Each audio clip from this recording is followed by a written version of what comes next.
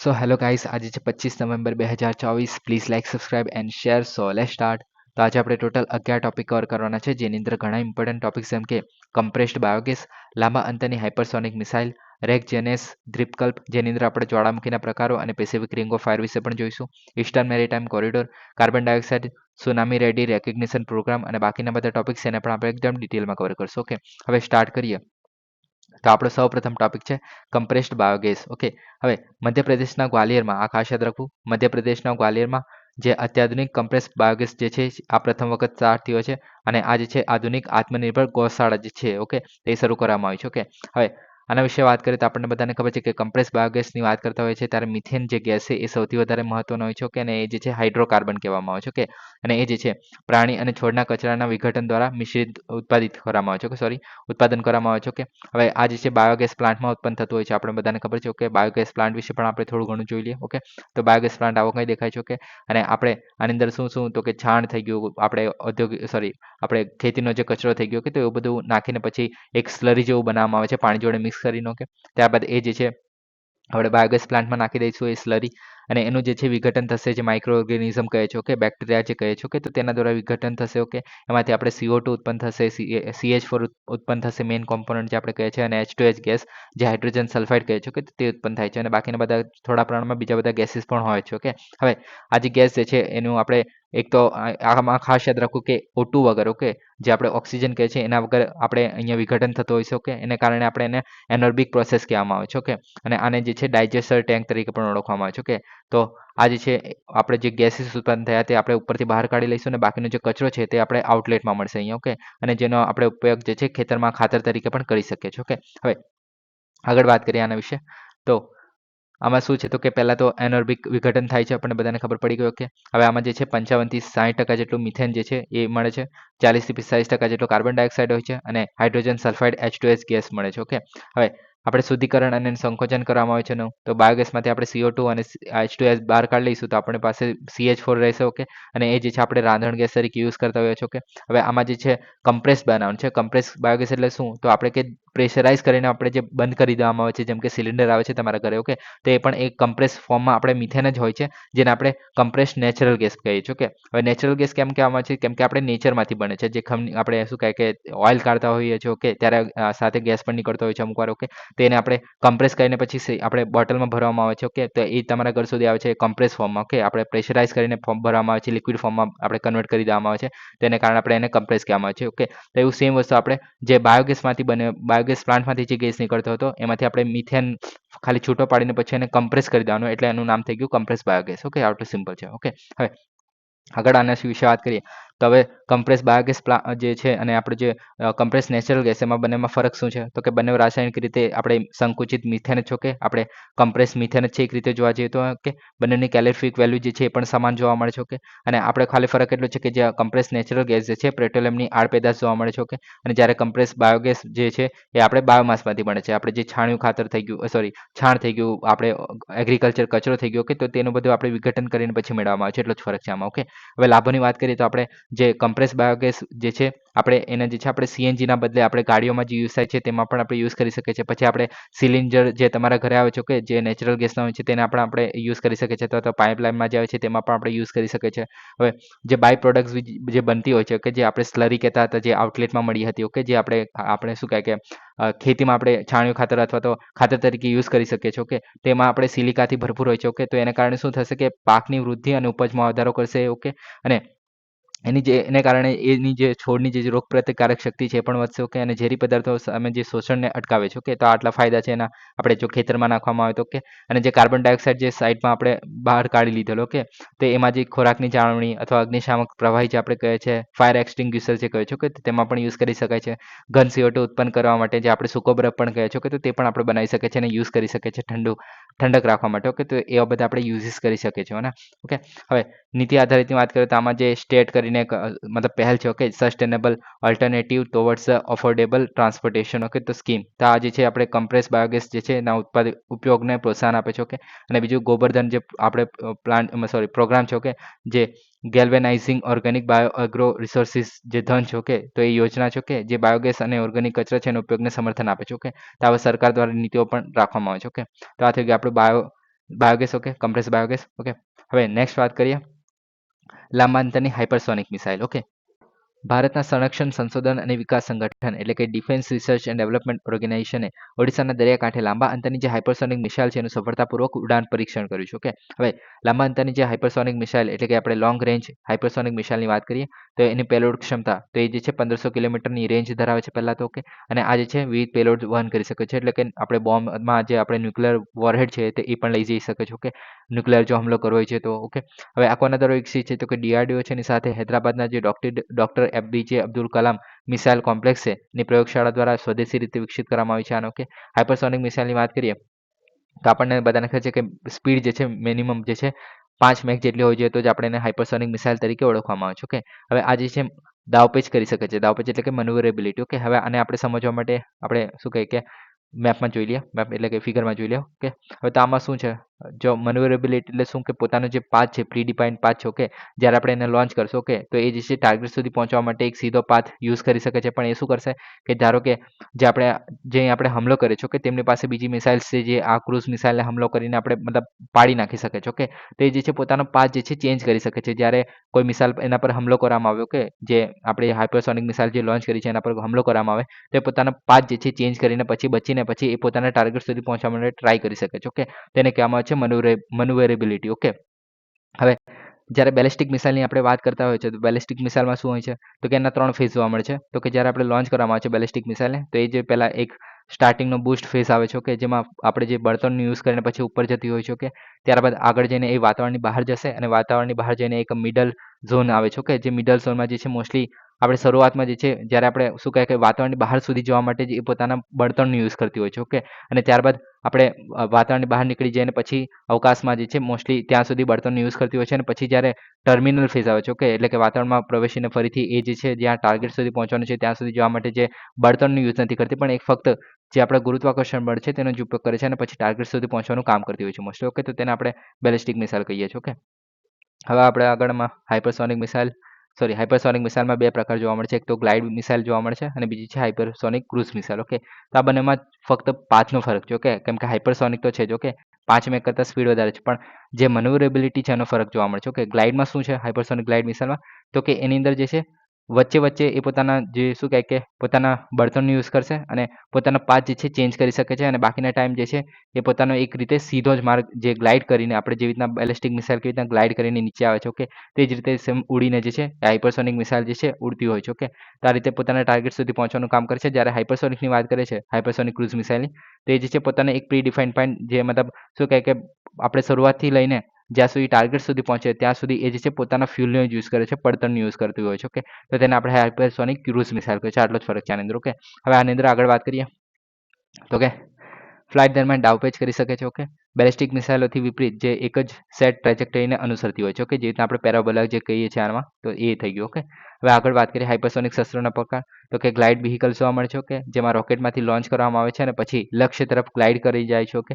અને હાઇપરસોનિકની વાત કરીએ તો સ્ક્રેમજેટ એન્જિનનો યુઝ કરવામાં આવે છે, ઓકે. જે આપણે શરૂઆતથી લઈને જ્યાં સુધી ટાર્ગેટ સુધી નહીં પહોંચે ત્યાં સુધી સ્ક્રેમજેટનો જે એન્જિનનો ઉપયોગ કરવામાં આવે છે. બીજા બધા મતલબ આના પહેલાં જે છે ક્રેમજેટ એન્જિન આવતું હતું, ઓકે, તેનો પણ યુઝ કરવામાં આવતો હતો. ત્યારબાદ અપડેટેડ વર્ઝન છે સ્ક્રેમજેટ એન્જિન, ઓકે.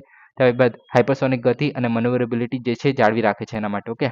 આ એન્જિનનો યુઝ કરવામાં આવે છે, ઓકે. હવે ફાયદા શું છે તો કે લોંગ રેન્જ સ્ટ્રાઇક કરવા માટે, ઓકે. તો રિસ્પોન્સિવ લાંબા રેન્જની સ્ટ્રાઇક વિકલ્પોને દૂર કરવા દૂરના જે વિકલ્પો છે એને આપણે શું કહે સ્ટ્રાઇક કરવા માટે, બચવા માટે અથવા તો સમય નિર્ણય જે ધમકીઓ છે એની સામે સક્ષમ કરવા માટે, ઓકે. તો આના માટે આપણે મોસ્ટલી જે હાઇપરસોનિક મિસાઇલ છે આપણે યુઝ કરતા હોય છે કેમ કે એની સ્પીડ વધારે હોય છે, ઓકે. ગતિ ઉર્જા તો કે ભૂગર્ભ સુવિધાઓનો નાશ કરવા અને ગતિ ઉર્જાનો ઉપયોગ કરે છે, ઓકે. એટલે કે આપણે જે જમીનમાં રહેલો કોઈ બંકર બનાવેલો હોય, ઓકે, તો ત્યાં આપણે હુમલો કરી શકીએ છીએ આનાથી, ઓકે. બેલિસ્ટિક મિસાઇલો કરતાં નીચી ઊંચાઈ હોય છે એટલે એને કારણે એને સેન્સર વડે ટ્રેક કરવું ઘણું મુશ્કેલ બને છે, ઓકે. અને ટ્રેક કરી લે તો પણ એની મેન્યુવરેબિલિટી સારી એવી જોવા મળે છે, ઓકે. તો આ રીતે આખું જે હાઇપરસોનિક મિસાઇલ જે છે કામ કરતી હોય છે, ઓકે. હવે વૈશ્વિક વિકાસની જો આપણે વાત કરીએ તો રશિયા અને ચાઇના જે છે એ હાઇપરસોનિક મિસાઇલ વિકસાવવામાં આગળ હોવાનું માનવામાં આવે છે, ઓકે. અને યુએસ પણ મહત્વાકાંક્ષી કાર્યક્રમ હેઠળ હાઇપરસોનિક શસ્ત્રોની શ્રેણી વિકસાવી રહ્યું છે, ઓકે. તો આ થઈ ગયું આપણું hypersonic long range hypersonic missile, okay.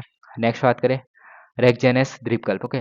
તો દક્ષિણ પશ્ચિમ આઇસલેન્ડમાં રેકજેનેસ દ્વીપકલ્પ પર ફાટમાંથી નીકળતા લાવા સાથે જ્વાળામુખી ફાટી નીકળ્યો છે જે 3 વર્ષમાં આ 10મી વખત ફાટી નીકળ્યો છે, ઓકે. હવે પહેલાં તો રેકજેનેસ દ્વીપકલ્પ ક્યાં આવ્યો છે, ઓકે. તો કે આ છે આપણું પહેલાં તો આઇસલેન્ડ ખબર હોવી જોઈએ. તો આઇસલેન્ડ પર આવેલું છે. ઓકે, આઇસલેન્ડ ક્યાં આવેલું છે? તો ગ્રીનલેન્ડની બાજુમાં છે. આ બાજુ નોર્વેરિયન સી છે. ઓકે, એટલાન્ટિક જે આપણે ઓશન કહે છે, એટલાન્ટિક સી જે કહે છે. ઓકે, આ બાજુ આપણો અમેરિકા થઈ ગયો અને આ બાજુ આપણે એશિયા થઈ ગયું, યુરોપ વાળો વિસ્તાર જે થઈ ગયો. ઓકે, તેમાં જે વચ્ચે આવેલું છે. ઓકે, એટલાન્ટિકમાં. ઓકે, અહીંયા આપણે સ્પેન થઈ ગયું, પોર્ટુગલ થઈ ગયું. ઓકે, આપણને બધાને ખબર છે. આપણે યુકે થઈ ગયું. ઓકે, તો એ બધું છે અહીંયા. ઓકે, અહીંયા ઇંગ્લિશ ચેનલ છે. ઓકે, આ બધાને ખબર જ છે. ઓકે, હવે આપણે આર્કટિક ઓશન ઉપર છે. અહીંયા ગ્રીનલેન્ડ સી આવી ગયું. ઓકે, તો આ થઈ ગયું. ઓકે, હવે આઇસલેન્ડમાં કઈ જગ્યાએ આવેલું છે તો એના વિશે પણ જોઈ લે.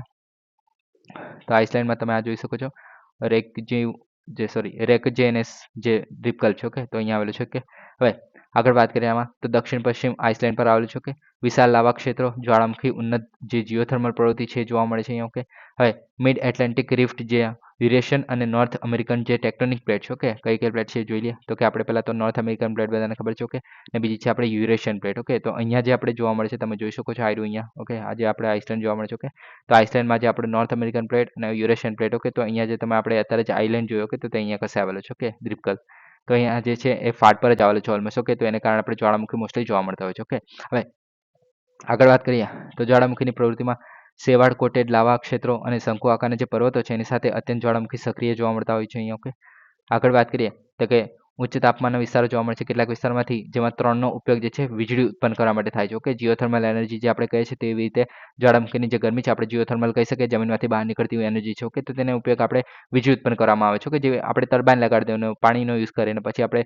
વરાળ ઉત્પન્ન કરીને ટર્બાઇન ફેરવાનું. ઓકે, તો એ સિમ્પલ યુઝ છે. આવી રીતના વીજળી આપણે ઉત્પન્ન કરી શકે છે. ઓકે, હવે વસ્તીની વાત કરીએ તો આની અંદર આશરે 30,000 લોકોનું ઘર છે. ઓકે, આઇસલેન્ડની વસ્તી લગભગ 8% જેટલી છે. ઓકે, યુનેસ્કોની માન્યતાની વાત કરીએ તો 2015માં UNESCO global geo park. Okay, તો આ તરીકે નિયુક્ત કરવામાં આવ્યું છે 2015માં. તમે આજે યાદ રાખી શકો છો, થોડું અલગ ઇન્ફોર્મેશન છે. ઓકે, જ્વાળામુખી વિસ્ફોટ 2021થી વારંવાર થયો છે. ઓકે, અને ટેક્ટોનિક હિલચાલને કારણે સામાન્ય રીતે નાના અને ભાગ્યે જ માણસોને અનુભવાય તેવા જે છે ધરતીકંપ જોવા મળે છે અહીંયા. ઓકે, હવે આગળ જ્વાળામુખીના પ્રકારની વાત કરીએ તો તેમના કદ અને કેવી રીતે ફૂટે છે એના આધારે એના 4 પ્રકાર પાડવામાં આવે છે. Okay, Cinder volcano, composite volcano, sealed volcano અને લાવા ડોમ્સ. ઓકે, તો આમાં ફરક શું છે એના વિશે વાત કરીએ તો સૌપ્રથમ આપણે સિન્ડર કોન્સની વાત કરીએ તો એ જે છે પહેલાં તો જ્વાળામુખીના કાટમાળમાંથી બનેલા સૌથી નાનો પ્રકાર છે અને ઢાળવાળી બાજુઓ જોવા મળે છે. ઓકે, અને આમાં જે છે મોસ્ટલી એક્સપ્લોઝન થતું હોય છે. ઓકે, એક્સપ્લોઝન થશે અને જે પાયરોક્લાસ્ટિક મટીરિયલ એટલે કે જ્વાળામુખીમાંથી બહાર નીકળતું જે મટીરિયલ છે ને આપણે પાયરોક્લાસ્ટિક મટીરિયલ જે આપણે પથ્થરો થઈ ગયા, આપણે ધુમાડો થઈ ગયો. ઓકે, તો એ બધું પાયરોક્લાસ્ટિક મટીરિયલ તરીકે ઓળખવામાં આવે છે. ઓકે, તો આ થઈ ગયું આપણો સિન્ડર કોન્સ. ઓકે, અને આ જે છે વિશ્વ સાથે વેન્ટમાંથી નીકળશે. ઓકે, હવે આમાં ઉદાહરણો જોઈએ તો મેક્સિકોમાં પેરીક્યુટીન થઈ ગયું, સનસેટ ક્રેટરનું એરિઝોના થઈ ગયું. ઓકે, તો એરિઝોનાનું સનસેટ ક્રેટર થઈ ગયું. ઓકે, તો આ બધા એના ઉદાહરણો થઈ ગયા. ઓકે, હવે આ જે છે સામાન્ય રીતે 400 મીટરથી ઊંચું જોવા મળે છે. ઓકે, હવે મેગ્મા કોમ્પોઝિશન એટલે કે જે આપણે લાવા બહાર નીકળે છે, મેગ્મા જે હોય છે. ઓકે, તો તેમાં કયા મટીરિયલ જોવા મળે છે તો કે બેસાલ્ટ જોવા મળે છે અને એન્ડેસેટિક જે મટીરિયલ જોવા મળે છે. ઓકે, હવે આ જે છે માત્ર એક જ વાર ફૂટી શકે છે. ઓકે, વિસ્ફોટનો પ્રકાર જોઈએ તો લાવા વહેતા વગરના ખડકો અને ગેસ ફાટી નીકળો. ઓકે, તો આ બધું આની અંદર જોવા મળે છે જેને આપણે પાયરોક્લાસ્ટિક મટીરિયલ તરીકે ઓળખી શકીએ છીએ. ઓકે, હવે નેક્સ્ટ વાત કરીએ સંયુક્ત જ્વાળામુખી જેને આપણે સ્ટ્રેટોવોલ્કેનો પણ કહેવામાં આવે છે. ઓકે, સ્ટ્રેટોવોલ્કેનોની વાત કરીએ તો લાવા, રાખ અને જ્વાળામુખીના ખડકોના સ્તરોના બનેલા હોય છે. મોટા પ્રમાણમાં બેહદ બાજુવાળા હોય છે. ઓકે, એટલે કે આ પણ થોડા ફેલાયેલા હોય છે. ઓકે, આમાં જે પેરાસાઇટ જ્વાળામુખી છે એ પણ જોવા મળતા હોય છે. મોસ્ટલી હવે આમાંથી વેન્ટમાંથી જ્યારે બહાર નીકળશે તો આમાં બંને વસ્તુ, એક તો શું કહે કે પથ્થરને મેગ્મા પણ નીકળશે પ્લસ વરાળ ને એવું બધું પણ નીકળતું હોય છે. ઓકે, તો એ જોવા મળે છે. હવે ઉદાહરણ તરીકે વાત કરીએ તો આજે છે એક માઉન્ટ ફુજી જે જાપાનમાં આવેલું છે, યુનાઇટેડ સ્ટેટમાં માઉન્ટ સેન્ટ હેલેન્સ અને માયન ફિલિપિન્સ. ઓકે, તો આ એના ઉદાહરણ કહી શકાય. ઓકે, ઊંચાઈમાં કેટલા કિલોમીટર સુધી હોઈ શકે છે. ઓકે, અને આ જે છે જ્વાળામુખી જે નીકળશે વધારે દૂર સુધી નથી ફેલાતા, એટલે હું શું કહે કે એક રીતે એટલા બધા થીક નથી હોતો લાવા, પણ એમાં શું થાય છે કે બહાર નીકળીને પછી અહીંયા મતલબ એકની ઉપર એક લેયર બનાવતા જાય છે અને કારણે એની હાઇટ જે છે વધતી રહેતી હોય છે. ઓકે, હવે મેગ્મા કોમ્પોઝિશનની વાત કરીએ તો મેગ્મામાં આપણે એન્ડેસેટિકથી રાયોલેટિક જે આપણે મટીરિયલ જે છે જોવા મળતા હોય છે. ઓકે, હવે વિસ્ફોટ આવર્તનની વાત કરીએ તો ઓછી વારંવાર સિન્ડર શંકુ કરતાં વધુ વિસ્ફોટક હોય છે. ઓકે, જે આપણે સિન્ડર શંકુ જોયો અત્યારે. ઓકે, તેના કરતાં વધારે વિસ્ફોટક જોવા મળતા હોય છે. ઓકે, હવે જાડા લાવા અને ખડકો જે છે ફૂટતા હોય છે આની અંદરથી. ઓકે, આગળ વાત કરીએ તો કે શીલ્ડ જ્વાળામુખી. હવે શીલ્ડ જ્વાળામુખી બધાને ખબર જ હશે, આ જે છે સૌથી વધારે લાંબા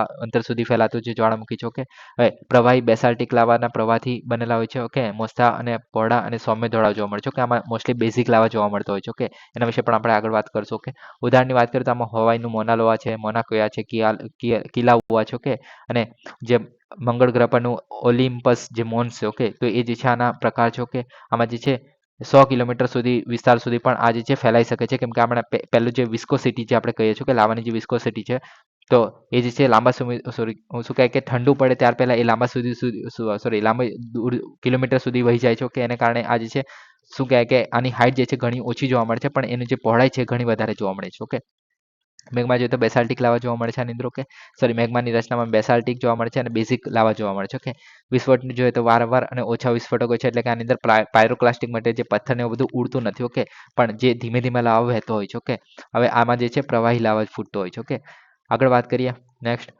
લાવા ડોમ્સ એટલે કે જ્વાળામુખી ડોમ્સ. ઓકે, તો નાના અને બેહદ બાજુવાળા ટેકરા જોવા મળે છે. ચીકણું લાવા વેન્ટમાંથી બહાર આવે છે, જે એકની ઉપર એક મતલબ ફેલાતો હોય છે. ઓકે, એને કારણે જે એની હાઇટ જે છે મોસ્ટલી વધતી હોય છે. ઓકે, માઉન્ટ સેન્ટ હેલેન્સ છે, પછી સોના સેન્ચિયા જે જાપાનનું છે. ઓકે, તો આ બધા એના પ્રકાર છે. ઓકે, સામાન્ય રીતે 500 મીટરથી ઓછું ઊંચું હોય છે આપણું. ઓકે, રાયોલિટિક અથવા તો ડેસિટિક જે છે અને મેગ્મા કોમ્પોઝિશન છે. ઓકે, સામાન્ય રીતે મોટા વિસ્ફોટના સંદર્ભમાં જોવા મળે છે. ઓકે, અત્યંત ચીકણા લાવાનો ધીમો સ્ત્રાવ થાય છે. ઓકે, આગળ વાત કરીએ એટલે આ પણ જે છે દૂર સુધી નહીં ફેલાય. ઓકે, હવે આગળ આપણે એસિડિક લાવા અને બેસિક લાવાની વાત કરીએ તો એસિડિક લાવા જે છે આપણે બધાને ખબર છે કે ઉચ્ચ સિલિકાનું સામગ્રી જોવા મળે છે, એને કારણે આ જે છે સિલિકા જોવા મળે છે. એટલે સિલિકા જે છે એટલે ચમકતું વસ્તુ હશે. ઓકે, તો એ જે છે ચમકતી હશે, અત્યંત હળવા રંગમાં જોવા મળશે. ઓકે, ડાર્ક નહીં જોવા મળે. ઓકે, આપણે કેસરી કલર કહી શકીએ એક રીતે. ઓકે, હવે અત્યંત ચીકણું હશે આ. ઓકે, અને આ જે છે હળવા રંગમાં જોવા મળશે. ઓકે, હવે સંયુક્ત શંકુ જ્વાળામુખીમાંથી આ નીકળતા હોય છે, જે આપણે આગળ જોયું. ઓકે, હવે ઘનતા પહેલા આ જે છે દૂર વહેતું નથી. ઓકે, પહેલા તો એ મતલબ શું કહે કે જામી જાય ત્યાર પહેલા બહુ દૂર સુધી નથી વહેતું અને ઢાળવાળું શંકુ બનાવે છે, એને કારણે. ઓકે, એસિડિક લાવા ફાટી નીકળવું, વિસ્ફોટ થઈ શકે છે. ઓકે, જ્યાં જ્વાળામુખી બોમ્બ અથવા પાયરોક્લાસ્ટિક જે પ્રકાશન તરફ દોરી જાય છે. ઓકે, એન્ટિસિટિક લાવા પ્રવાહ જે ઘણીવાર એસિડિક હોય છે. ઓકે, અને વિનાશક સીમાઓ સાથે થાય છે. ઓકે, હવે બેઝિક લાવાની જો આપણે વાત કરીએ તો પહેલા તો જે એસિડિક લાવા છે એની સરખામણીમાં ચીકણું નથી હોતું. કે વહેતું જોવા મળે છે. લાવા જે છે ઘાટા રંગમાં જોવા મળે છે, કેમ કે આમાં આયનનું પ્રમાણ વધારે જોવા મળે છે. કે આમાં ભૂલી ગયો, આમાં જે છે આપણે સિલિકાનું પ્રમાણ વધારે હશે, પણ જે આયન જે છે લોખંડ જે છે એમાં ઓછું જોવા મળશે. કે જ્યારે આપણે બેઝિક લાવાની વાત કરીએ તો આમાં જે છે લોખંડનું પ્રમાણ વધારે જોવા મળશે અને જે સિલિકા છે એનું પ્રમાણ ઓછું જોવા મળશે. ઓકે, સીલ્ડ જ્વાળામુખીમાંથી ફેલાય છે. ઓકે, જે આપણે સીલ્ડ જ્વાળામુખી જે અત્યારે વાત કરી, સીલ્ડ જ્વાળામુખી જે લાંબા અંતર સુધી 100 કિલોમીટર સુધી ફેલાતો હોય છે. ઓકે, તો આમાં જે છે બેઝિક લાવા જોવા મળે છે. ઓકે, હવે આગળ વાત કરીએ તો મૂળભૂત જે લાવા છે એ ઘનતા પહેલા એટલે કે ઠંડુ પડે ત્યાં પહેલા લાંબા અંતર સુધી વહી જાય છે અને પરિણામે હળવા બાજુવાળા શંકુઓ બનાવતા હોય છે. ઓકે, મૂળભૂત લાવામાં આયન અને મેગ્નેશિયમનું પ્રમાણ વધુ હોય છે અને સિલિકાનું પ્રમાણ ઓછું જોવા મળે છે. બેસાલ્ટિક લાવા એ જે છે મૂળભૂત લાવાનો સામાન્ય પ્રકાર છે. ઓકે, તો આ જે છે બેસાલ્ટિક લાવા પણ કહી શકાય છે. ઓકે, બેસાલ્ટિક લાવા જે છે બેઝિક લાવાનો પ્રકાર છે એક રીતે. ઓકે, હવે આગળ વાત કરીએ Pacific ring of fire. Okay, તો બધાને ખબર છે ક્યાં મળે છે. ઓકે, તો આપણે જે આફ્રિકાથી સ્ટાર્ટ કરીએ, ઓકે ઓસ્ટ્રેલિયાથી સ્ટાર્ટ કરીએ ને આ બાજુ આપણે સાઉથ અમેરિકા જે કહીએ છીએ. ઓકે, તો ત્યાં સુધીનો જે આપણે વિસ્તાર છે તેને આપણે શું કહે એક રીતે ઘોડાની નાળ જેવો જે વિસ્તાર છે તે આપણે કહી શકાય છે આને. ઓકે, હવે આમાં અલગ અલગ પ્લેન્સ જેમ કે આપણે પેસિફિક પ્લેટ છે એની જે છે આપણે ફિલિપાઇન્સ પ્લેટ થઈ ગઈ. ઓકે, પછી અહીંયા જે આપણે યુરેશિયન પ્લેટ થઈ ગઈ, અહીંયા જે ઇન્ડિયન ઓસ્ટ્રેલિયન પ્લેટ થઈ ગઈ, પછી આ બાજુ કેરેબિયન પ્લેટ થઈ ગઈ, નોર્થ અમેરિકન પ્લેટ થઈ ગઈ. ઓકે, તો સાઉથ અમેરિકન પ્લેટ થઈ ગઈ. તો આ બધી જે પ્લેટો છે એકબીજાની અહીંયા જે નાસ્કા પ્લેટ થઈ ગઈ. ઓકે, તો આ જે છે એકબીજાની નીચે જતા હોય છે. ઓકે, પેસિફિક રિંગ જે મોસ્ટલી યુરેશિયન પ્લેટ અને ઇન્ડો ઓસ્ટ્રેલિયન પ્લેટ જે છે તેની નીચે જાય છે અને અહીંયા ફિલિપાઇન પ્લેટ છે એની નીચે પણ જાય છે, અને કારણે અહીંયા મોસ્ટલી ટ્રેન્ચીસ જે આપણે મરિયાના ટ્રેન્ચ જે કહે છે. ઓકે, મરિયાના જે ખાડી કહીએ છીએ. ઓકે, એક રીતે જે આપણે સમુદ્રમાં જોવા મળે છે પેસિફિકમાં. ઓકે, તો એ જે એને કારણે જે રચાય છે. ઓકે, તો એ જે છે નીચે જતી હોય છે પેસિફિક પ્લેટ. ઓકે, એને કારણે જોવા મળે છે. તો એને કારણે અહીંયા જે જ્વાળામુખી જે છે મોસ્ટલી જોવા મળતા હોય છે, જ્વાળામુખી અને ધરતીકંપ.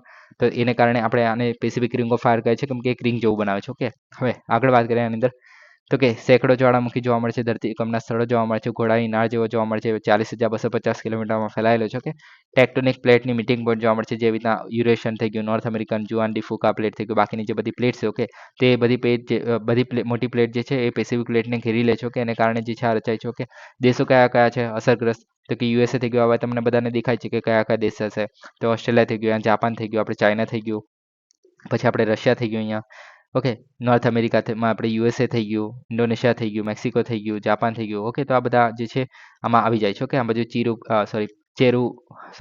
ચીલી ને પેરુ આવી ગયા, ફિલિપાઇન્સ આવી ગયું. ઓકે, તો એ બધાનો સમાવેશ થાય છે આની અંદર. ઓકે, તો આ થઈ ગયું આપણું Pacific ring of fire. Eastern maritime corridor તો ચેન્નઈ વાલ્દિવસ્કો પૂર્વીય દરિયાઈ કોરિડોર કાર્યરત થઈ ગયો છે અને તેલ, ખાદ્ય પદાર્થો અને મશીનોનું વહન કરે છે. એમ બંદરો, શિપિંગ અને જળમાર્ગ પ્રધાન છે. ઓકે, તેમનું કહેવું છે. ઓકે, એમના મંત્રાલય દ્વારા. ઓકે, હાય ઈસ્ટર્ન મેરીટાઈમ કોરિડોરની જો આપણે વાત કરીએ તો ચેન્નઈ વ્લાદિવોસ્ટોક જે આપણે સમુદ્ર છે. ઓકે, તો આ સમુદ્ર માર્ગ છે, સોરી, તો ત્યાં જવા માટેનું છે. ઓકે, હવે આમાં જે આપણે રશિયાના પૂર્વ કિનારે દક્ષિણ ભારત સાથે જોડવાનું કાર્ય કરે છે, તમે જોઈ શકો છો. કે તો આપણે ચેન્નઈથી લઈને પછી આપણે અહીંયા મલક્કા સ્ટ્રેટ પાસ કરશું, આગળ આપણે સાઉથ ચાઇના સી પાસ કરશું, ત્યારબાદ જાપાનનો સી પાસ કરશું. ઓકે, ત્યારબાદ આગળ જઈને આપણે જે રશિયામાં પહોંચશું અને અહીંયા જે છે વ્લાદિવોસ્તોક જે પોર્ટ છે રશિયાનું, કે ત્યાં સુધી આપણે પહોંચવા માટેનું જે રૂટ છે તેનું નામ છે ચેન્નઈ વ્લાદિવોસ્તોક રૂટ અથવા તો ઈસ્ટર્ન મેરીટાઈમ કોરિડોર કહેવામાં આવે છે. ઓકે, હવે આપણને બીજો રૂટ તો બધાને ખબર છે, જે આપણે નોર્મલી લેતા હોય છે. ઓકે, તો મુંબઈથી સ્ટાર્ટ કરીએ તો આપણે અહીંયા જે આપણે અહીંયા આપણે જે રેડ સી પાસ કરીએ છીએ, પછી આગળ આપણે સુએઝ કેનાલ પાસ કરીએ છીએ, મેડિટેરિયન સી પાસ કરીએ છીએ, પછી યુરોપ પાસ કરીએ છીએ, અને બીજું આપણે મેડિટેરિયન સી મતલબ શું કહે કે આફ્રિકાની ઉપરનું જે મેડિટેરિયન સી છે, પછી બ્લેક સીમાં પછી આપણે રશિયા સુધી પહોંચીએ છીએ. ઓકે, તો આ રીતે પણ આપણે પહોંચી શકીએ છીએ. ઓકે, હવે રશિયા માટે આ બીજો રૂટ જે બનાવ્યો છે. ઓકે, તો એ કેમ મહત્વનો છે? ઓકે, કેમ કે જ્યારે આપણે રશિયાની વાત કરીએ છીએ તો આપણે જે ઉપરનું જે આર્ટિક સી જોવા મળે છે. ઓકે, તો ત્યાં જે ઘણા બધા એના પોર્ટ બનાવી શકે છે, પણ ત્યાં મતલબ પહોંચવું ઘણું અઘરું છે, કેમ કે આખું શિયાળા દરમિયાન જે છે રશિયાનું ખાલી એક જ પોર્ટ ચાલુ હોય છે. ઓકે, એક જ બંદર ચાલુ હોય છે, તેનું નામ છે આપણું સેવાસ્તોપોલ કહેવામાં આવે છે. ઓકે, જે બ્લેક સીમાં આવેલું છે. ઓકે, આ જે આપણે મેડિટેરિયન સી કે આપણે અત્યારે જોયું રૂટ. ઓકે, કે આપણે રેડ સીથી પછી આગળ જઈને સુએઝ કેનાલ પાસ કરી, પછી મેડિટેરિયન સીમાં જઈશું, અને ત્યારબાદ આપણે બ્લેક સીમાં જઈએ છીએ, અને પછી આપણે આ પોર્ટ સુધી પહોંચીએ છીએ, ત્યારે આપણે રશિયામાં એન્ટર કરી શકીએ છીએ. ઓકે, તો એના અલ્ટરનેટ રૂટ તરીકે આને જોવામાં આવે છે, જે ઈસ્ટર્ન મેરીટાઈમ કોરિડોર છે. ઓકે, જેથી આપણે બધું જે આપણે આગળ વાત થઈ, તેલ છે, ખાદ્ય પદાર્થો છે, મશીનો છે. ઓકે, તેને આપણે લઈ જઈ આવી શકીએ છીએ. ઓકે, તો તેના માટેનો એક અલ્ટરનેટિવ રૂટ કહી શકીએ. ઓકે, હવે ટ્રાન્ઝિટ ટાઈમ રિડક્શનની વાત કરવામાં આવે છે, તો કે ભારત અને રશિયાનું ફાર ઈસ્ટ વચ્ચે. ઓકે, જે ફાર ઈસ્ટ બધાને ખબર છે કે જે આપણે રશિયાનો જે ઉપરવાળો જે વિસ્તાર છે. ઓકે, તો એને આપણે ફાર ઈસ્ટ કહેવામાં આવે છે, કે જ્યાં મતલબ ખનિજોને એવું બધું છે. તો એક રીતે ગ્રીન હાઉસ ગેસીસને આપણે જે ઇફેક્ટ કહીએ છીએ. ઓકે, જે આપણે ગઈકાલે જ પેરિસની જો વાત કરીએ. ઓકે, પેરિસ એગ્રીમેન્ટની વાત કરેલી, ત્યારે પણ કીધેલું કે જે ગ્લોબલ વોર્મિંગ થઈ રહ્યું છે એના કારણે બરફ પીગળી રહ્યો છે. ઓકે, તો રશિયા એવું માને છે કે બરફ પીગળે તો એના માટે સારું છે, કેમ કે એના માટે ઘણા બધા પોર્ટ અને બીજા બધા જે મિનરલ્સની જે અવેલેબિલિટી છે પણ વધી જશે. ઓકે, તો ખાલી ફક્ત રશિયા એવું કહે છે કે ભાઈ મને ફાયદો થશે. ઓકે, એ રીતે તો કાર્ગો ટ્રાન્ઝિટ જે ટાઈમ છે 16 દિવસથી સુધી ઘટાડે છે. ઓકે, એટલે કે આપણે જે નોર્મલ રૂટ રહેતા હતા. ઓકે, આયરોવાળો જે આપણે સુએઝ કેનાલવાળો અને જે આપણે ઈસ્ટર્ન કોરિડોરવાળો અત્યારે જે નવો બન્યો તે રૂટ લઈએ, તો એ બંનેનો જે છે ટાઈમ જે છે 16 દિવસ સુધીનો ઘટાડી શકે છે. ઓકે, હવે અંતર ઘટાડવું તો પરિવહનના જે નોંધપાત્ર કાર્યક્ષમતામાં લાભોનું વચન આપતા અંતરને 40% સુધી ઓછું કરે છે. ઓકે, એના વિશે પણ આપણે આગળ વાત કરીએ. તો કે વર્તમાન માર્ગ જોઈએ તો કે મુંબઈથી સેન્ટ પીટરબર્ગ જે આપણે કહીએ છીએ. ઓકે, તો પશ્ચિમી સમુદ્ર માર્ગ જે છે એ સુએઝ કેનાલ થઈને જાય છે. ઓકે, આપણે જે અત્યારે નોર્મલ જોઈએ તે. ઓકે, તે જે અંતર જે છે આપણે આટલા નોટિકલ માઇલ્સ જેટલું છે, અને 16,000 કિલોમીટર જેટલું કહી શકાય. એક રીતે ભારતમાંથી મોટા કન્ટેનર જહાજ જે છે યુરોપ થઈને રશિયા ફાર ઈસ્ટમાં વિસ્તારમાં પહોંચવા માટે લગભગ 40 જેટલા દિવસ લે છે. ઓકે, તમે સમજી શકો છો 40 દિવસ. ઓકે, અને જે આપણે ઈસ્ટર્ન મેરીટાઈમ રૂટની વાત કરીએ તો ચેનલથી વ્લાદિવોસ્તોક વાયા જે ઈએમસી ઈસ્ટર્ન મેરીટાઈમ કોરિડોર જે છે આટલા જ કિલોમીટરનો આટલા નોટિકલમાં એટલે કે 10,000 કિલોમીટરનો જો ફરક પડે છે. ઓકે, એટલે કે 5,608 કિલોમીટર અંતર જેટલું બચાવી લે છે. કે એને કારણે આપણે 40 જેટલા દિવસ જે છે ઘટી જાય છે. ઓકે, તો તમે સમજી શકો છો કે આપણે કેટલા જલ્દી પહોંચી શકીએ છીએ રશિયામાં. ઓકે, તો એને કારણે આ જે છે મહત્વનું બને છે. ઓકે, હવે ઈસ્ટર્ન મેરીટાઈમ કોરિડોરની જો આપણે વાત કરીએ તો આપણે જોયું તો કે જાંબાનો સમુદ્ર, પૂર્વ ચીન સમુદ્ર, ત્યારબાદ દક્ષિણ ચીન સમુદ્ર, મલક્કા સ્ટ્રેટ. ઓકે, આપણે મલક્કા સ્ટ્રેટ અહીંયા થઈ ગયો. ઓકે, ત્યારબાદ અંદમાન અને સમુદ્ર. ઓકે, પછી બંગાળની ખાડી. ઓકે, તો આ બધામાંથી પાસ થઈને આપણે ઇન્ડિયામાં પહોંચી શકાય છે. ઓકે, રશિયાથી ચાલુ કરીને. ઓકે, હવે પોર્ટના વિકલ્પોની વાત કરીએ તો વચ્ચે આટલા પોર્ટ આવે છે, બધા યાદ રાખવાની જરૂર નથી. ઓકે, ડાલિયન છે, શાંઘાઈ, હોંગકોંગ, હોચિંગ okay, Singapore, Kuala Lumpur, Bangkok, Dhaka, Colombo અને ચેન્નઈ. ઓકે, તો આ રીતે જોવા મળે છે. ઓકે, તો આ થઈ ગયા. ઓકે, હવે નેક્સ્ટ વાત કરીએ કાર્બન ડાયોક્સાઇડ. તો કે ગ્લોબલ કાર્બન પ્રોજેક્ટના નવા અહેવાલ મુજબ અશ્મિભૂત ઈંધણ બાળવાથી ભારતના કાર્બન ડાયોક્સાઇડમાં ઉત્સર્જનમાં 2024માં 4.6% વધારો થવાની ધારણા છે. કે જે મુખ્ય અર્થતંત્રમાં સૌથી વધુ છે. ઓકે, તો આ તમે સમજી શકો છો કે કેવી રીતે તે. હવે આપણે કાર્બન ડાયોક્સાઇડની જો વાત કરીએ તો એની જે છે તીક્ષ્ણ ગંધ અને ખાટા સ્વાદ સાથે રંગહીન ગેસ છે. ઓકે, મહત્વનો હીટ ટ્રેપિંગ ગેસ છે. હીટ ટ્રેપિંગ એટલે કે ગરમી શોષીને પછી ટ્રેપ કરી નાખે છે, કે બાંધી રાખે છે ગરમીનો. ઓકે, જેને ગ્રીન હાઉસ ગેસ તરીકે પણ ઓળખવામાં આવે છે, બધાને ખબર છે, CO2. ઓકે, અશ્મિભૂત ઈંધણ જે આપણે કોલસો, તેલ, કુદરતી ગેસનું નિષ્કર્ષણ અને બાળી નાખવાથી આપણે જે એન્થ્રોપોજેનિક એક્ટિવિટી એટલે કે હ્યુમન એક્ટિવિટી જે કહે છે. ઓકે, તો તેનાથી આપણે બનતું હોય છે કાર્બન ડાયોક્સાઇડ. ઓકે, જંગલની આ જ્વાળામુખી ફાટી નીકળો તે રીતે કુદરતીમાંથી બનતી હોય છે. ઓકે, ગ્રીન હાઉસ ગેસ બધાને ખબર છે કે માનવશાસ્ત્રીય આબોહવા જે પરિવર્તનનું પ્રાથમિક ચાલક તરીકે જોવામાં આવે છે. ઓકે, ગ્રીન હાઉસ ઇફેક્ટ બધાને ખબર છે કે તેજસ્વી ઉર્જાને ફસાવે છે. ઓકે, એટલે જે આપણે સૂર્યની જે ઉર્જા આવે છે. ઓકે, વાતાવરણમાં તે CO2 જે છે એને અટકાવી દે છે અથવા તો બાંધી રાખે છે, એને કારણે પૃથ્વી જે છે ગરમ થાય છે. ઓકે, ત્યાંથી આપણે ગ્રીન હાઉસ ઇફેક્ટ જેને આપણે કહીએ છીએ. ઓકે, ઉપયોગમાં વાત કરીએ કાર્બન ડાયોક્સાઇડનો તો કે રેફ્રિજરન્ટ જે આપણે સૂકા બરફની વાત કરીએ તો કુલિંગ સિસ્ટમમાં વપરાઈ શકે છે. ઓકે, અગ્નિશામકમાં આગને ઓલવવા માટે આપણે કાર્બન ડાયોક્સાઇડ જે ફાયર એક્સટિંગ્યુશરમાં યુઝ કરી શકે છે. લાઈફ રાફ્ટ અને જે આપણે લાઈફ જેકેટ જે કહે છે કે પાણીમાં જે ડૂબવા માટે બચાવવા માટે હોય છે, તો તેમાં પણ આપણે CO2 નો યુઝ કરી શકીએ છીએ. બ્લાસ્ટિંગ કોલસો, ફોર્મિંગ રબર અને પ્લાસ્ટિક બનાવવામાં પણ યુઝ કરી શકાય છે. ગ્રીન હાઉસમાં છોડની વૃદ્ધિને પ્રોત્સાહન આપવા માટે યુઝ કરી શકાય છે. કતલ પહેલા પ્રાણીઓને સ્થિર કરવા માટે પીણા જે કાર્બોનેટેડ જે પીણા જોવા મળે છે તેમાં પણ CO2 એડ કરવામાં આવે છે. ઓકે, પર્યાવરણની અસર જોઈએ તો આબોહવા પરિવર્તનમાં મુખ્ય ફાળો આપનાર જે છે, ઓકે, આપણે CH4 જે આપણે મિથેન કહે છે અને HFC, ઓકે, હાઇડ્રોફ્લોરોકાર્બન જે કહે છે, ઓકે, તો એના કરતાં વધુ વિપુલ પ્રમાણમાં જોવા મળે છે વાતાવરણમાં. ઓકે, અને આયુષ્ય જોઈએ તો 100 વર્ષ માટે 40%, 1000 વર્ષમાં 20%, 10,000 વર્ષ માટે 10% જેટલું આયુષ્ય જે છે રહે છે. ઓકે, એટલે કે હાફ ટાઈમ જેટલું આજે રહે છે. ઓકે, એટલે કે 100 વર્ષમાં 40% જેટલો ઘટાડો થશે એમાં. ઓકે, 1000 વર્ષમાં 20% જેટલો થશે અને બાકીમાં છેલ્લે 10% જેટલું થશે. ઓકે, એ રીતે શું કહે CO2 નું પ્રમાણ ઘટતું રહેતું હોય છે. ઓકે, હવે નેક્સ્ટ વાત કરીએ tsunami ready recognition programme. Okay, તો તાજેતરમાં ઓડિશાના 24 દરિયાના જે ગામો છે તો એને યુનેસ્કોના આંતર સરકારી સમુદ્રશાસ્ત્ર કમિશન દ્વારા સુનામી રેડી તરીકે માન્યતા આપવામાં આવી છે. ઓકે, એટલે કે સુનામી આવે તો એના માટે રેડી છે એવી રીતના અને શું કહે કે રેન્કિંગ આપવામાં આવી છે. ઓકે, તો એના વિશે વાત કરીએ તો કે આ જે કાર્યક્રમ છે આંતરરાષ્ટ્રીય સમુદાય આધારિત માન્યતા કાર્યક્રમ છે. ઓકે, જે યુનેસ્કોનું જે આંતરરાષ્ટ્રીય સમુદ્રશાસ્ત્રી કમિશન છે IOC, ઓકે, તો તેના દ્વારા વિકસિત છે. ઓકે, આગળ વાત કરીએ તો એનો ઉદ્દેશ્ય જે છે સુનામીથી આજીવિકા, સંપત્તિનું રક્ષણ કરવું અને જાગૃતિ અને સજ્જતા વ્યૂહરચનાઓ દ્વારા સ્થિતિસ્થાપકતા સમુદાયોનું નિર્માણ કરવું. ઓકે, તો એક રીતે આપણે શું કહે કે આપણે જે સુનામી તો આવી ગઈ પણ પછી આપણે રિકવર કરવું છે તો તેને પણ આપણે કામ કરવું એના માટે પણ કામ કરવાની વાત કરવામાં આવે છે. ઓકે, લક્ષ્યની વાત કરીએ છીએ આમાં તો કે સુનામી માટે દરિયાકાંઠાના સમુદાયની તૈયારી વધારવી. ઓકે, જીવન, આજીવિકા અને મિલકતનું નુકસાનને ઘટાડવું એનો લક્ષ્ય રાખે છે. ઓકે, અમલીકરણની વાત કરીએ તો સ્થાપિત સૂચકાંકો દ્વારા પ્રમાણભૂત જે સુનામી સજ્જતા હાંસલ કરવી. ઓકે, આમાં સ્થાપિત સૂચકાંકો એટલે કે પહેલેથી જે 12 માનક સૂચકાંકો જે છે નિર્ધારિત કરવામાં આવે છે કે જે પૂરા કરવા જરૂરી છે. ઓકે, તો જ એને આપણે શું કહે કે આ જે રેકગ્નિશન છે એ આપવામાં આવશે કે સુનામી રેડી રેકગ્નિશન આપવામાં આવશે જો 12 સૂચકાંકો પૂરા કરવામાં આવશે. ઓકે, અને દર 4 વર્ષે જે છે આ માનાંકો પૂરા કરવામાં આવશે, નવીકરણ કરવામાં આવશે, ત્યારબાદ એને આપણે ફરીથી આ જે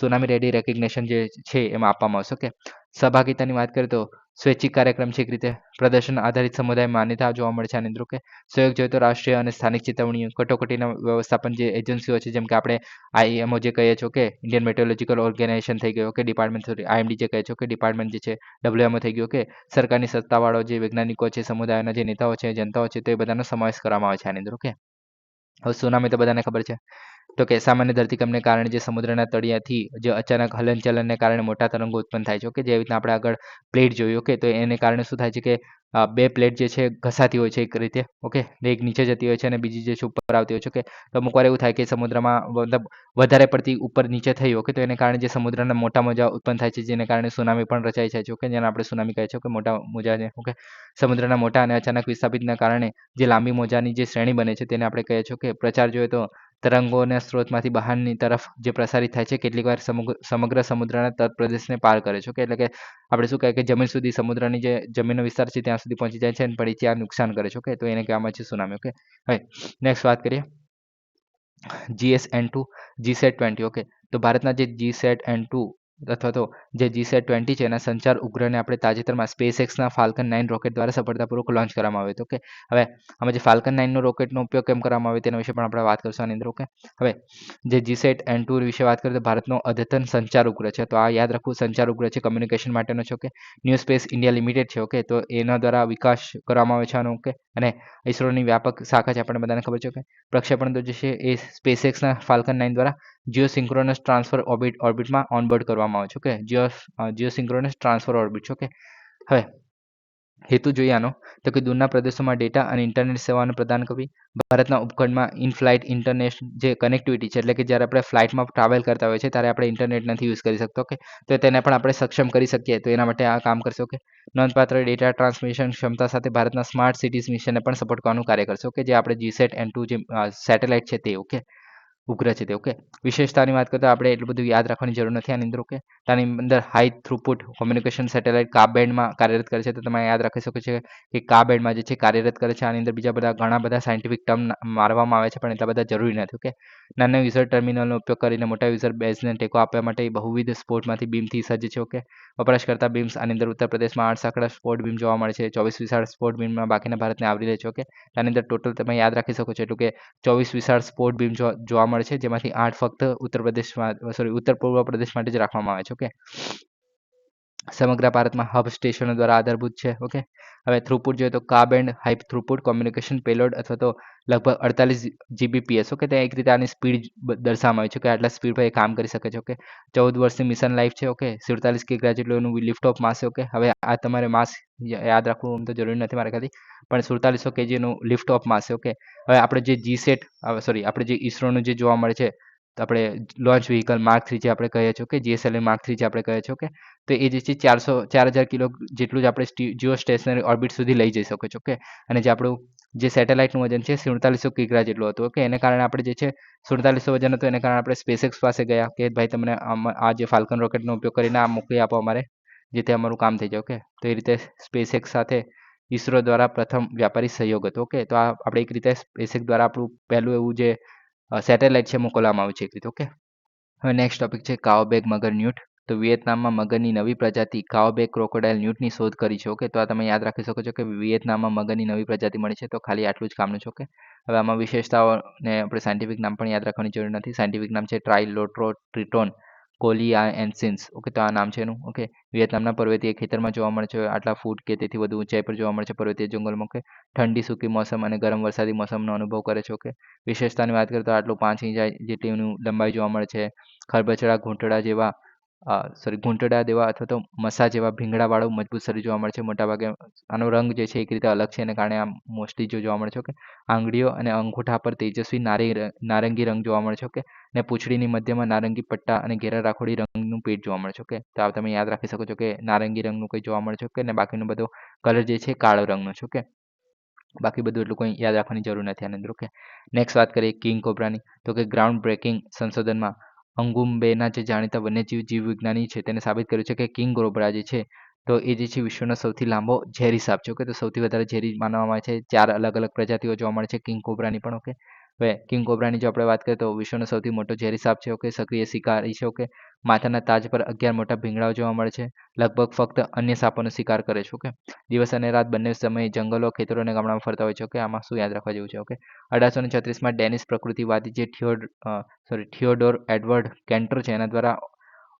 ઓફેગસ હેન્ના. ઓકે, તો આ નામ આપવામાં આવ્યું. આ સાયન્ટિફિક નામ છે આનું. Okay, king કોબ્રાનું. ઓકે, ઝેર વાત કરીએ તો એક ડંખમાં 10 લોકો અથવા તો હાથીને મારી શકે એટલી તાકાત હોય છે. ઓકે, તમે આ યાદ રાખી શકો છો. ઓકે, ન્યુરોટોક્સિન શ્વસન કેન્દ્રોને અસર કરે છે ડાયરેક્ટલી. ઓકે, એને કારણે જે શ્વસન બંધ થઈ જાય છે અને પછી હૃદય પણ બંધ થઈ જાય છે. ઓકે, એને કારણે મૃત્યુ થઈ શકે છે. ઓકે, એકમાત્ર સાપ જે માળા બાંધે છે. ઓકે, તમે યાદ રાખી શકો છો આ માળા બાંધે છે. ઓકે, માદવ અને વિકરાળપણે તેની રક્ષા કરે છે. ઓકે, દક્ષિણ પશ્ચિમ ભારતમાં અને પશ્ચિમ ઘાટમાં મોસ્ટલી જોવા મળે છે. ઓકે, ઉત્તર અને પૂર્વ ભારતમાં અંદમાન ટાપુ, પૂર્વ Pakistan, Indo Burma, Indo China, okay, Thailand, તો આ બધી જગ્યાએ જોવા મળે છે. ઓકે, મલય દ્વીપકલ્પ, ગ્રેટર સુંડા ટાપુઓ, એટલે સોરી આ જે છે અલગ અલગ પ્રજાતિઓ છે અને કઈ કઈ જગ્યાએ જોવા મળે છે તે જોવાની વાત છે. ઓકે, તો આ તમે યાદ રાખવાની તો જરૂર નથી. ઓકે, એક રીતે આયુસીન આ યાદ રાખવું કે આયુસીનમાં સંવેદનશીલમાં છે. ઓકે, અને સાઇટ્સમાં પરિશિષ્ટ સેકન્ડમાં છે. ઓકે, ધમકીઓની વાત કરીએ તો રેટાનો વિનાશ છે, ચામડી છે, ખોરાક છે, દવા છે, પાલતુ વેપાર છે, એના માટે શોષણ જોવા મળે છે. ઓકે, કિંગ કોબ્રાનું પણ. ઓકે, નેક્સ્ટ વાત કરીએ નુગુ વન્યજીવ અભયારણ્ય. ઓકે, તો બાંદીપુર ટાઈગર રિઝર્વના મુખ્ય અને નિર્ણાયક વિસ્તાર તરીકે સમગ્ર નુગુ વન્યજીવ અભયારણ્યને સૂચિત કરવા માટે નેશનલ ટાઈગર કન્ઝર્વેશન ઓથોરિટી છે એની ભલામણને હજુ પણ અમલમાં મૂકવામાં બાકી છે. ઓકે, હવે નુગુ વન્યજીવ અભયારણ્યની વાત કરીએ તો કર્ણાટકના મૈસૂર જિલ્લાને કોટે તાલુકો છે તે ત્યાં આવેલું છે. ઓકે, બાંદીપુર રાષ્ટ્રીય ઉદ્યાન જોવા મળે છે, એની ઉત્તરે જોવા મળે છે. તમે જોઈ શકો છો મેપમાં. આથી આપણે બાંદીપુર નેશનલ પાર્ક. ઓકે, અને આ છે નુગુ વાઇલ્ડ લાઇફ સેન્ચુરી. ઓકે, આજે આપણે નીલગિરી બાયોસ્ફિયર રિઝર્વ જે કહીએ છીએ. ઓકે, તો તેનો જ ભાગ છે. જો એમાં ઘણા બધા જેમ કે વાયનાડ વાઇલ્ડ લાઇફ સેન્ચુરી થઈ ગઈ, અન્નામુડી વાઇલ્ડ લાઇફ સેન્ચુરી થઈ ગઈ, અલ્લામ જે વાઇલ્ડ લાઇફ સેન્ચુરી થઈ ગયું, બ્રહ્મગીરી જે વાઇલ્ડ લાઇફ સેન્ચુરી થઈ ગઈ, રાજીવ ગાંધી નેશનલ પાર્ક થઈ ગયો, પછી જે મૃદુ મલાઈ જે વાઇલ્ડ લાઇફ સેન્ચુરી થઈ ગયું. ઓકે, નીલગિરી જે નોર્થ ફોરેસ્ટ થઈ ગયું. ઓકે, તો આ બધા જે છે એના જ પાર્ટમાં આવે છે. ઓકે, બીજા કોઈ દેસાઈને પણ આપણે ડિટેલમાં ડિસ્કસ કરીશું. ઓકે, ઘણી વખત આપણે પાસ્ટમાં પણ ડિસ્કસ કરેલું છે આને. ઓકે, હવે પશ્ચિમ બાજુ જે નુગુ ડેમ છે એની પાછળના પાણી જોવા મળે છે. ઓકે, આમાં જે દક્ષિણ પશ્ચિમ બાજુ આ બધું કંઈ સ્ટેટ ફોરેસ્ટ જોવા મળે છે, બાંદીપુર ટાઈગર રિઝર્વનો ભાગ જોવા મળે છે અહીંયા. ઓકે, હવે આમાં જે નદીઓ છે એ ઘણી મહત્વની બને છે. ઓકે, તો નુગુ ડેમમાં કાવેરીની ઉપનદી અને નુગુ નદી પર બનેલો છે, તો તમે યાદ રાખી શકો છો આ વસ્તુ. નીલગિરી બાયોસ્ફિયર રિઝર્વનો ભાગ છે, આપણે યાદ રાખવાનું છે. ઓકે, હવે તમે જોઈ શકો છો આપણે બાંદીપુર નેશનલ પાર્ક જે છે અહીંયા આવેલું છે. ઓકે, આગળ વાત કરીએ તો આબોહવા જોઈએ તો દક્ષિણ પશ્ચિમ ઉત્તર પૂર્વમાં ચોમાસામાં બંને વરસાદ પડે છે. ઓકે, આટલા જેટલો વરસાદ પડે છે. ઓકે, દક્ષિણ મિશ્ર પાનખર વૃક્ષો અને સૂકા પાનખર જંગલ જોવા મળે છે. ઓકે, બાકી વૃક્ષોની પ્રજાતિઓ જોવા મળે છે, પ્રાણીઓ જોવા મળે છે. ઓકે, એ બધું યાદ રાખવાની જરૂર નથી. ઓકે, આમાં મોસ્ટલી જોઈએ તો ઇમ્પોર્ટન્ટ તરીકે આમાં ચિત્તલ જોવા મળે છે, એક રીતે કાળિયાર જોવા મળે છે, ને હાઈના જોવા મળે છે, સ્લોથ રીચ જોવા મળે છે. ઓકે, તો આ યાદ રાખી શકો છો. ગોર પણ ઇમ્પોર્ટન્ટ બને છે. ઓકે, તો આ બધા એના માર્શ મગર છે, ઓટર છે. ઓકે, તો એ બધી જોવા મળે છે. ઓકે, નેક્સ્ટ વાત કરીએ મૃત સમુદ્ર.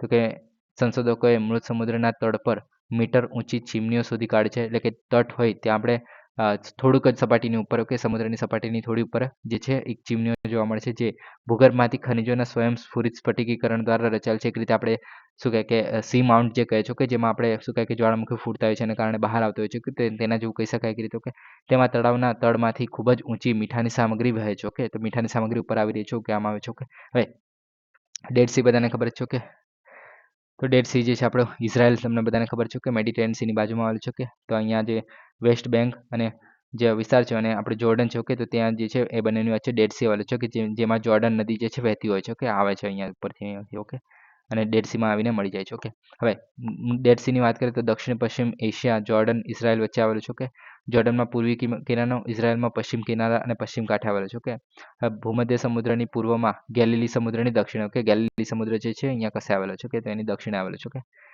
એલિવેશનની વાત કરીએ તો સમુદ્રની સપાટીથી 8 મીટર જેટલું નીચે છે. પૃથ્વીની સૌથી નીચે અને જમીનનો આધારિત વિશેષતા જોવા મળે છે. ઓકે, આટલા કિલોમીટરમાં આવરી લે છે. સૌથી પહોળો બિંદુ પર 50 કિલોમીટર લાંબો છે અને 15 કિલોમીટર પહોળો છે. બધું યાદ રાખવાની જરૂર નથી અહીંયા. ઓકે, હવે ખારાશની વાત કરીએ તો પૃથ્વીનો સૌથી વધારે ખારા પાણીમાંનું એક માનવામાં આવે છે. કે 34.2% જેટલી એની ખારાશ સાથે સામાન્ય દરિયાઈ પાણી કરતાં લગભગ 10 ગણું જેટલું ખારું હોય છે. ઓકે, તમે સમજી શકો છો. એન્ટાર્ટિકાના ડોન જુઆન પોન્ડ અને લેક વાન્ડા અને જીબુટીના લેક અસલ. ઓકે, તો ત્યાર પછી જે છે ચોથા નંબર પર આવે છે. ઓકે, ગ્લોબલી એટલે કે આખા વર્લ્ડની વાત કરવામાં આવે છે. તો તમે આ બાકીના 3 પણ યાદ રાખી શકો છો. કે ખારામાં સૌથી વધારે કોણ છે, તો કે એન્ટાર્ટિકાનું જે ડોન જુઆન પોન્ડ જે છે તે સૌથી વધારે ખાડું કહી શકાય એક રીતે. ઓકે, જળ વિજ્ઞાન જોઈએ તો જોર્ડન નદી છે મુખ્ય ઇનલેટ છે, આની અંદર આવે છે. ઓકે, મુખ્ય હોય તે બાષ્પીભવન દ્વારા પાણી ગુમાવતું હોય છે. ઓકે, ઇકોલોજીની વાત કરીએ તો ઉચ્ચ ખારાશ અને કઠોર આબોહવા તેને શેવાળ અને સૂક્ષ્મજીવો સિવાય જીવનથી વંચિત બનાવે છે. એટલે આની અંદર ખાલી શેવાળ જોવા મળશે અને સૂક્ષ્મજીવો જોવા મળશે. ઓકે, હવે આટલા જે 1.240 કિલો પર લીટર. ઓકે, 1 લીટરમાં 1.240 ગ્રામ જેટલું આપણે મીઠું જોવા મળે છે. ઓકે, તો તમે સમજી શકો છો કે કેટલું બધું અને શું કે ખારાશ હશે. ઓકે, તેને કારણે સ્વિમિંગ જે છે એકદમ ઇઝી બનાવે છે. ઓકે, તમે મતલબ તરતા રહો ઉપર. ઓકે, ઘનતા એટલી જોવા મળે છે એને કારણે. ઓકે, સો ગાઈસ આજ માટે આટલું છે. Please subscribe, like and share. Thank you for listening. જય હિન્દ, વંદે માતરમ.